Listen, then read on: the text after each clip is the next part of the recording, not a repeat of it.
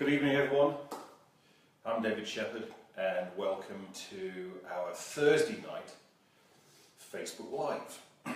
For new viewers, because I know we've had quite a number of shares over this week, a number of people raving about my Facebook Lives, then every single Thursday night, 7 PM GMT, here we are on my profile doing a Facebook Live. Teaching you stuff around personal development, personal transformation, NLP, hypnosis, timeline therapy, and Hawaiian Huna. And it's every single Thursday, no matter where I am in the world. So you'll see that we're in a different location tonight. This is actually live from David's house. So welcome to my home, and I'm pleased you can be here either live or watching the whole thing recorded. I'm flying solo tonight because Sally's off doing some other stuff, so I don't have my trusty key grip with me as far as that's concerned, so I can't comment and I won't be able to say who's watching the video or who's watching the live feed or anything like that. I'd also like to say thank you to Pete and Lewis because they've really put in a lot of comments on my announcement, and Facebook just love comments. It means I've got lots of engagement on my announcement there, so I'll be going out to more people's walls and that. Keep doing it, Pete, Lewis, keep going. So I was doing Empowerment Millionaires over the last weekend, and I asked them the delegates there, what story they would like me to, what I'd like to cover for this particular Facebook Live. And they said storytelling, because I demonstrated a particular use of storytelling that I haven't actually taught previously. And I'm going to include that this evening to give you some ideas. But this seems to be a really big topic at this point in time. The ability to tell stories. And, you know, why do we love stories? Well, you know, stories, or metaphors as they're called, as a posh word in NLP, appeal to the unconscious mind. They get emotional engagement. You know, you can probably remember when you were a kid, you know, 5, 6, 7 years old, how much you loved a bedtime story. If you've got kids of your own, you know, nephews, nieces, how much they love being read a story. Well, no matter how old we get, our unconscious mind is still a 5, 6, or 7 year old. So our unconscious mind just loves stories, and they bring up emotions, and they get engagement. So I want to talk to you about, in the time we've got this evening, which is roughly about half an hour, is normally what I talk about. About 3 kinds of stories. Firstly, we're going to talk about shallow metaphors.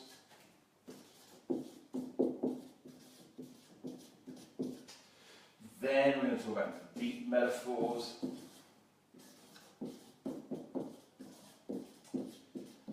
Then also I want to talk to you about how we can use stories to sell. Because obviously a lot of the people who watch the video, Facebook Live, are in business, particularly in the personal empowerment business, and they're interested in selling. And we can actually use stories very, very effectively for selling. I want to explain how we do that, how you can create a brand story or even a story for a particular product, training or coaching program. So this is what I'm going to be covering this evening. Then what I will do is, obviously I've got half an hour to go through all of this, that's a bit of a challenge, and I'm going to point you to where you can find detail in depth in the I Am David Shepherd app, as far as that's concerned, because there's some great stuff in there, and I'll put that right at the end in case you want to delve deeper into what we're talking about.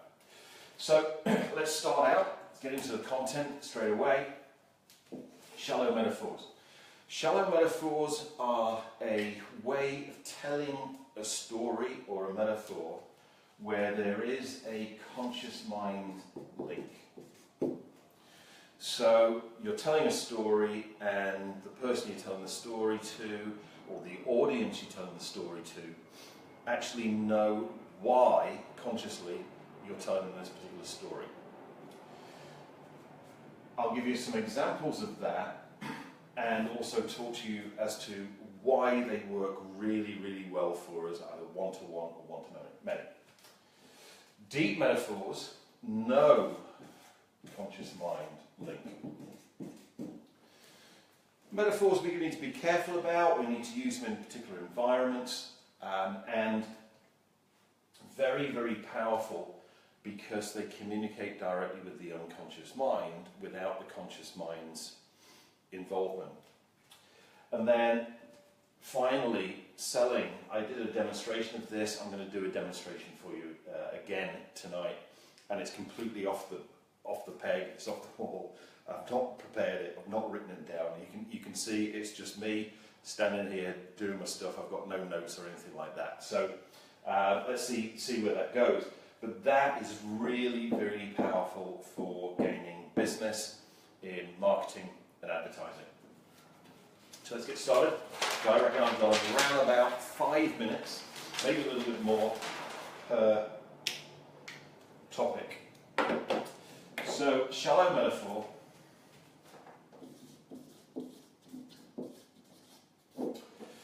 What these are really good for, these work really hard for us, is that they build rapport. They create the person identifying with us, and they elicit states.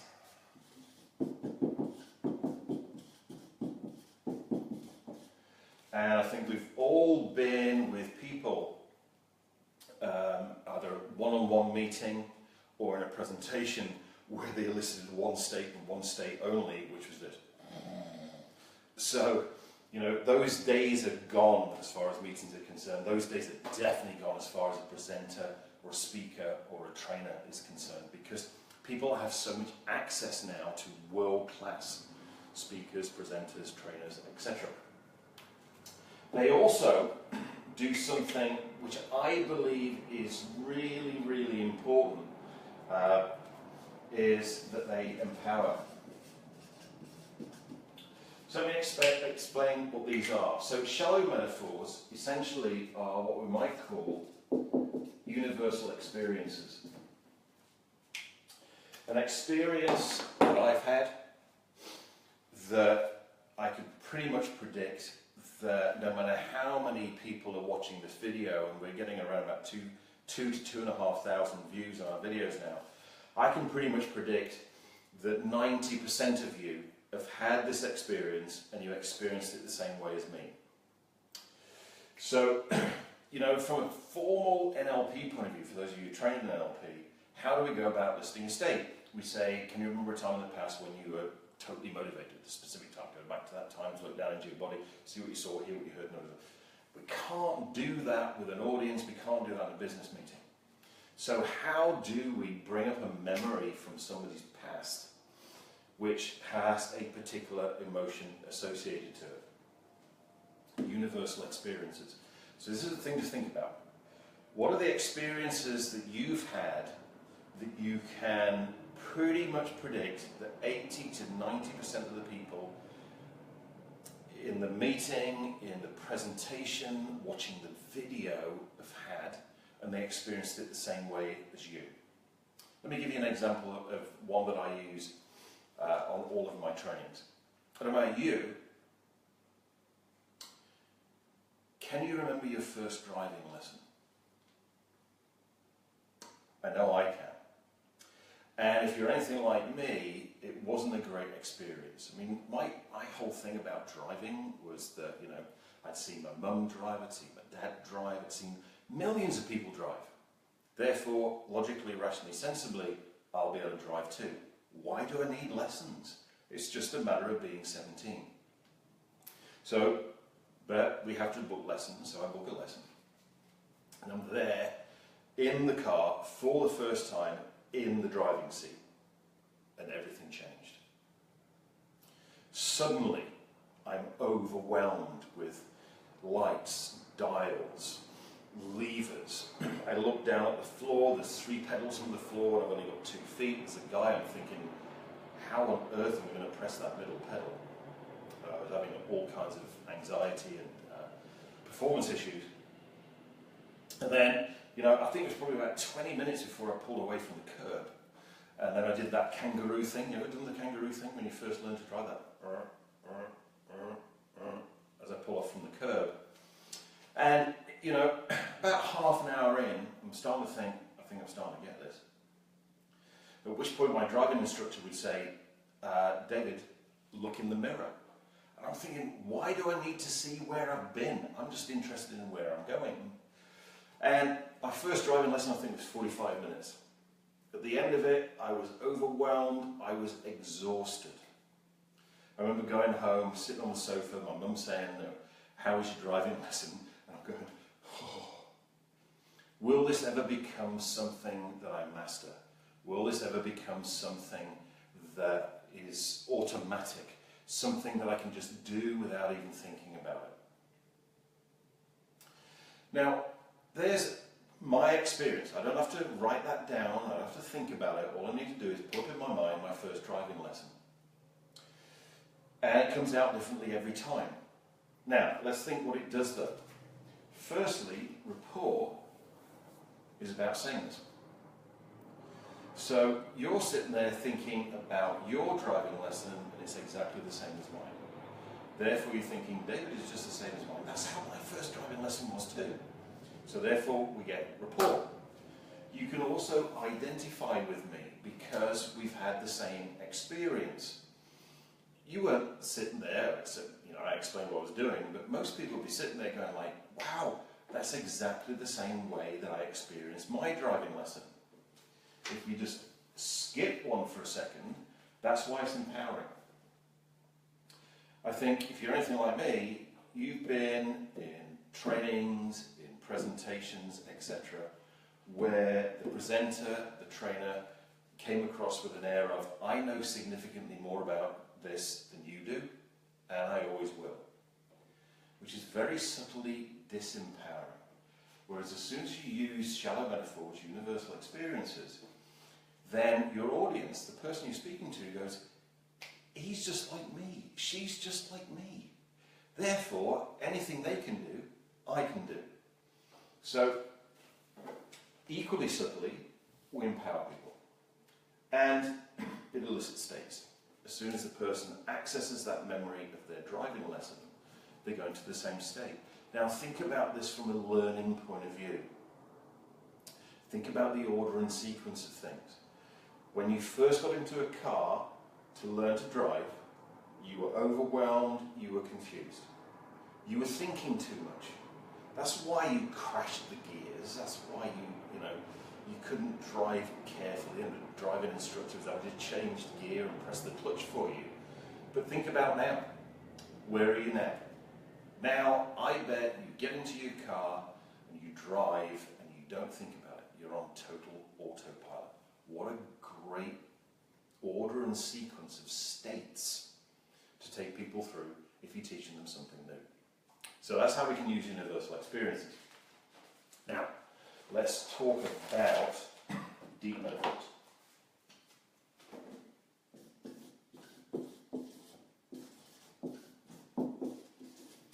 So with a deep metaphor, there's no conscious mind connection. The conscious mind doesn't know why you are telling this story, which is why we've got to be careful with them. I wouldn't tell them in pure business trainings. I wouldn't tell them in pure business meetings. And when I'm teaching, I use deep metaphors all of the time because they structurally the unconscious mind.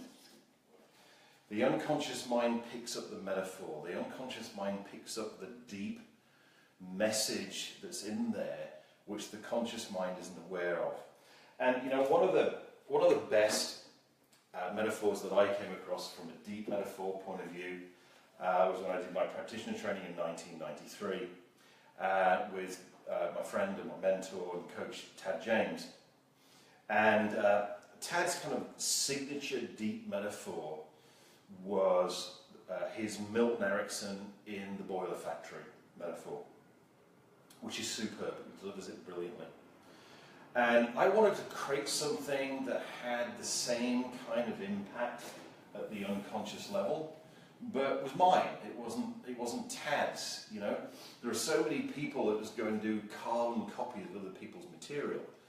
And that's just, for me, a bit kind of lazy, and really shows that you haven't got the depth of knowledge to be able to come up with your own examples. So I wanted to create my own example of this, and I came up with one which structurally is the same thing as Tad's boiler factory. I'm going to tell you now. I might have to do a little bit. I'm just looking at the clock. I might have to do a little bit of a shortened version. See, when I was a kid, I was a big Star Trek fan. And I'm not talking about the new stuff like Jean-Luc Picard and all of that kind of stuff. I'm talking about the real Star Trek with Captain Kirk, Spock, William Shatner, all of that kind of stuff. And them chucking around these big polystyrene boulders. If you're as old as me, then you'll remember that. You might even see the reruns for it. So I loved Star Trek, and it was on once a week. Not like now, you can get it on cable and all this kind of stuff where you can binge on it. You had to wait a week for the next episode. And the thing that fascinated me was that in our house where I grew up, every now and again, a black hole would open up in one of the bedroom ceilings. And it acted exactly like the black hole in Star Trek. Because black holes, things disappear into them, and then things reappear out of them. And that's what happened to this black hole in one of the bedrooms upstairs. And the thing that disappeared into the black hole was my dad. So the black hole would appear, he'd get out his step ladders, because his real parents left home when his real ladders left home. I've just completely fucked that joke up. Oh, I swore. Sorry, Mum. Sorry, Mum. So he'd get out his step ladders and he'd go up into the hole, he'd disappear, and then he'd reappear out of the black hole. I was fascinated with this. And there was one time he disappeared into the black hole, then he reappeared out of the black hole, and he had a Scalextric set for me and a farm set for my sister. So now I'm thinking, there are toys in the black hole. So now I'm really motivated to go into the black hole with my dad. And I asked him, Dad, can I go up in the black hole with you? And he said, well, it depends. How old are you? Well, I'm 6. No, you're not old enough. How old do I need to be? We'll see. Crazy things that parents say to kids, isn't it? We'll see. How are you supposed to process that? So anyway, the black hole appears again, and I go like, Dad, can I come up in the black hole with you? He goes, how old are you? I go, 6 3/4. Because when you were that kind of age, you did kind of like measure your years in those ways. He goes, no, you're not old enough. Well, how old do I need to be, Dad? We'll see. Black hole appears again. I said, Dad, can I come up in the black hole with you? He goes, well, how old are you? I said, I'm 7. He goes, okay, now you're old enough. So I walked up the step ladders and I put my head into the black hole, and as expected, everything disappeared. Everything went dark inside. But as you know now, if you peer into the darkness for long enough, sooner or later your eyes become accustomed to the light inside. And that's what happened as I peered into the darkness. And in the middle, it was probably like, maybe 12 feet, maybe 10 feet high. It's like a little bit under 2 meters for those of you watching from other parts of the world. And it went down the outside closer and closer and closer. Then in front of me were beams, pillars. There might be 2 beams every foot, maybe 3 beams every 18 inches, maybe 4 every 2 feet. And if you're doing it in metric, you're going to have to do the translation or conversion yourself. And I started to be able to make out what was going on inside the black hole. I could see bags, cases, and boxes, and all that kind of stuff. And I said to my dad, I said, "Dad, what's all this stuff? Where did it come from?" And he said, "Well, you know, I think that over there is yours from when you were a kid, and that over there, that's probably your sister's over there. That's some of your mum's stuff there. And I think that over there is your grandma's stuff. And then some of it, I don't know where it came from. Maybe it was here when we moved into the house." And I said to him, "But Dad, why is it up here?" But he said to me, "Well, I guess when we put it up here, we thought it was useful." And I said, "Well, is it useful?" He said, "Well, I don't know, because I can't even remember why we put it up here or anything like that, you know." He said, "I can't even remember where some of it came from and whose it is." And then he said something very important to me. He said, how do you fancy spending a weekend going through all the stuff that we put up here, going through all the bags, going through all the boxes, having a look inside and asking ourselves the question, is this useful? And if it's useful, we'll keep it. If it's not useful, we'll put it outside. Take it downstairs, put it outside, put it in some black bin bags. And then Thursday, when the bin men arrive, they'll take it all away. And I thought, what a fantastic idea. So that's an example of a deep metaphor that I use right at the start of our Fix Your Mind seminar. Because from a deep structural point of view, people's unconscious minds start going, I've got all this stuff in bags, I've got all this stuff in boxes in the past. And maybe some of it's not useful anymore. And maybe it would be a really good thing over the weekend to actually sift through all that kind of stuff and then decide whether we want to keep it or whether we want to get rid of it. So that's an example of a deep metaphor. So I can see I've got around about 6 or 7 minutes before our Facebook Live finishes. So what I want to talk to you about is a third way of using metaphors, which I taught for the first time on our Empowerment Millionaires weekend, this weekend. And where the idea comes from is from the late Chet Holmes, who is a real sales guru, a real sales expert. And what he said was that in any audience, I'm going to sneeze in a second, I think. Oh, bless me. Thank you. He said in any audience, there was 3% who want to buy now. 3%.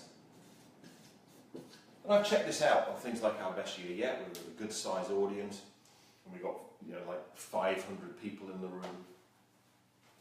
And I say, how many of you here are looking to buy a new laptop? How many people are here are looking to buy a new car? How many people here are looking to buy a new house?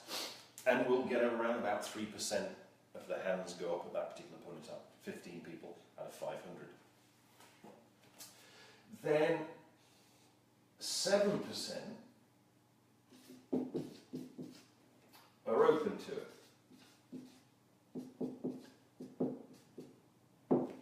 As in, at some point in time, they're going to buy a new car, they're going to buy a new house, they're going to buy a new laptop, they're going to book on an LP training, for instance. But just not now. Then we've got 30%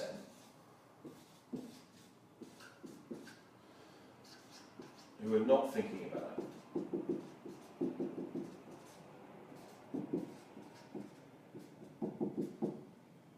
As in, it's just not on their radar, it's just not in their mind at this particular point in time. And if they were to be presented with it and they could see value in it, they would go for it. 30% think they're not interested.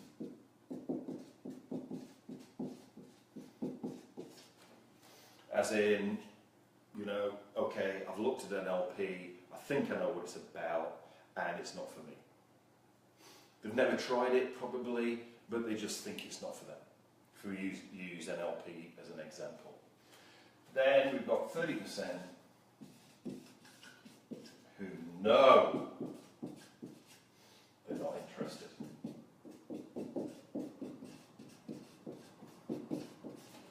As in, they've probably had a bad experience with NLP training, or they've had a bad experience of whatever it is they're thinking about, they're going like, no, never again. And Chet Holmes, in his book, Ultimate Sales Machine, which is a great book, by the way, I'll put it in the feed below. I would highly recommend, if you're into selling, if you're into sales, read Chet Holmes' book, Ultimate Sales Machine, because this is where I got this from. I always like to credit my sources. He lays a challenge, because you've probably heard of this notion of an elevator pitch, where you're in an elevator, or a lift, as we call them here in the UK, for maybe 30 seconds or a minute. You find yourself with a really important person, a real key person of influence, and they say to you, hi, I haven't seen you around before. I'm so-and-so. What do you do? And you know you've got this major opportunity to actually pitch, if you like, elevator pitch or lift pitch. What Chet Holmes did was he shifted the whole thing around and said, okay, forget elevator pitches, now think of a stadium pitch. So think about this. Think about, you know, you've got an auditorium of 1,000 people in front of you, and you're going to present. These people have been told that they have to be there, but as soon as the person on the stage talks about anything that they're not interested in, they can leave. So you walk out onto the stage, and let's say you're selling influencing training. This is an example I'm going to use, influencing training. If I walk out on the stage out in front of 1,000 people and go, okay, I'm selling influencing training, then what's going to happen is 900 people at least are going to walk out of the room. They're going to walk out the stadium. Worst case scenario, I'm going to have 30 people stay. The people who are actually looking to buy influencing training right now. So how can we keep all of these people in the room? Well, a great way of doing this is through a story. So I'm going to leave you with this, because this is, and I'm completely improvising this right now. This is a story which I came up with, or the theme that I came up with on Empowerment Millionaires, which actually had them go like, David, do storytelling for Facebook Live. So here's the story. Now, you see, the stadium could be a physical stadium, you've been up in front of 1,000 people, or it could be an e-shot going out to a virtual stadium. It could be a website going out to a virtual stadium. So you need to have a headline or a story that will keep everybody in. So here's my one for our Masters of Influence training that we've got coming up in a couple of weekends' time.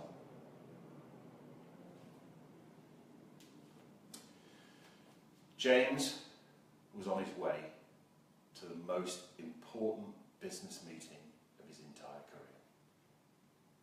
And as he sat in the back of the London cab, he was reflecting on earlier meetings that he'd had earlier in his career, earlier in his business, and remembering how nervous, how worried, or even how scared he was when he would go to really important meetings. But because he was in his PV state, he was calm, balanced, and centered. The taxi arrived and went into the driveway of the Savoy Hotel, which is where he was going to be meeting his prospect in the American bar, just right by the Thames in London. The taxi pulls up and James gets out. The doorman opens the door and he walks in and he sees the sign for the American bar just up the stairs and on the left. He walks in and he's greeted by the receptionist, and he enters the bar, which is busy. It's 7 o'clock in the evening, and it's busy with all of the Londoners, people there for business, for personal, all of those kind of things. And James hasn't met this prospect before. So using his PV vision, he scans around the room to identify who he's got the meeting with. He sees a couple sat at the bar. Just from the way that they sit, he can tell that they've only just met. Just from the way that their physiology and their body language is communicating, he can tell there's some chemistry there. But equally, just from the very way that they're sitting, he can tell that he and she have different interests as far as a relationship is concerned. He scans around the room and very, very quickly identifies, that is my prospect. That's my man. So he makes his way over and shakes hands. But because of what he knows about Masters of Influence techniques, he immediately strikes up a rapport. He immediately scans this person's body language, this person's physiology, and gets an idea about whether they're more moving towards the things they want or away from the things they don't want. What kind of things are going on in the person's life? What are real hot buttons? With just a couple of questions, he finds out exactly how he needs to put his proposition to the prospect, in that it fires off all of their emotions, all of their emotional engagement, so that they know that he is the person to deliver the result that they'd like. That is an average day for a master of influence. So, there we go, there's our storytelling. I've run over time a little bit, as usual, but we had a lot to cover. If you want to find out more, go into more depth on this, then there is the I Am David Shepherd app. I'll put a link below this video once it's actually uploaded, so that you can see that and see where to go for it. You can find out how to create deep metaphors, just like the attic or the loft. There's some good stuff on that in the Conversational Change product, but also in Presenting Magically, which is all there, plus some demonstrations of me presenting deep metaphors, shallow metaphors. Shallow metaphors, again, Presenting Magically is the CD set for that. And that's all in the I Am David Shepherd app. So if you'd like to go ahead and sign up for that, you can access that. And I'll put a link in at the bottom of this particular video. So thank you for joining me again. I'm David Shepherd. We will be here every Thursday, as we have been. This is the 13th Facebook Live. We shall be here at Thursday evening, no matter where I am in the world, 7 p.m. GMT. So I know some of you are watching from Central Europe, some of you are watching from Australia, which is even later in the evening, and then I know we've got East Coast, we've got West Coast, and even some people from Hawaii. So good morning to you. I hope you're enjoying your morning coffee. My name's David Shepherd, and thank you again for joining me on our Facebook Live. See you next week.